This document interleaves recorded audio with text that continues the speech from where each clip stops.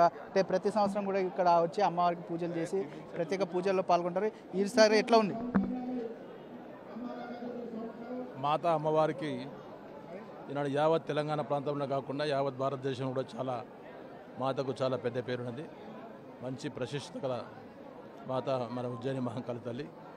సికింద్రాబాద్ బోనాలు అంటే మన తెలంగాణ ప్రాంతంలో చుట్టుపక్కల ప్రాంతాలే కాకుండా చుట్టుపక్కల నుండి ఛత్తీస్గఢ్ కానీ ఆంధ్రప్రదేశ్ కానీ కర్ణాటక అలాంటి వాళ్ళు ఇక్కడికి వచ్చి పూజలు చేస్తుంటారు. మాతను మొక్కుకున్న వాళ్ళందరికీ కొంగు బంగారం వాళ్ళు మొక్కుకున్న ప్రతి కోరికలు తీరుతారు నమ్మకం ఉన్నది. గ్యారంటీగా మాత్రం ఈనాడు మరి ఉజ్జయిని మహంకాళికి లక్షలాది మంది భక్తులు వస్తుండే మామూలు మాట కాదు. వారందరూ బాగుంది, అరేంజ్మెంట్ బాగా చేశారు. బోనం తెలంగాణ ప్రాణం అనే విధంగా కూడా తెలంగాణ బోనాలు అంగరంగ వైభవంగా జరుగుతాయి. ఏర్పాట్లకు సంబంధించిన ఇక్కడ ఏర్పాట్లు ఎట్లా ఉన్నాయి?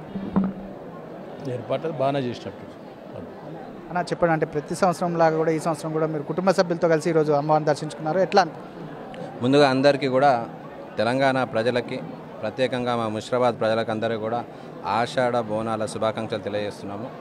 మనందరికీ కూడా తెలిసిన విషయమే, సికింద్రాబాద్ ఉజ్జయిని మహంకాళి మాత ప్రతిష్టత ఏ విధంగా అయితే ఇక్కడికి అందరూ లక్షలాది మంది కూడా బోనం సమర్పించుకొని మాతను మొక్కుకొని ఇంటిల్లా వాది వచ్చి పొద్దునే దర్శనం చేసుకొని అందరూ బాగుండాలని, మరి అమ్మ కూడా అదే విధంగా అందరినీ ఆశిస్తూ చాలా అందరు ప్రజలు బాగుండే విధంగా ఇక్కడికి వచ్చిన వాళ్ళు అందరూ కూడా బాగుంటారని తెలియజేస్తున్నాను.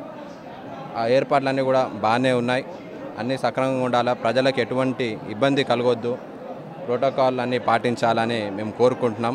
మరి మాత దగ్గర టెంపుల్లో ఎటువంటి రాజకీయం లేకుండా, రాజకీయానికి ఎటువంటి అవకాశం ఇవ్వకుండా ప్రభుత్వం అందరినీ కూడా మంచిగా చూసుకోవాలని మేము కోరుకుంటున్నాం. మొత్తానికి చూసుకున్నట్లయితే ఏదైతే ప్రజలందరూ సుఖశాంతులతో ఉండాలని కూడా అమ్మవారిని కోరుకున్నామని కూడా ఎమ్మెల్యే ముఠా గోపాల్ చెప్తున్న పరిస్థితి కనిపిస్తూ ఉంది. కెమెరా పర్సన్ సైదుతో కలిసి దగ్గర టీ న్యూస్ సికింద్రాబాద్.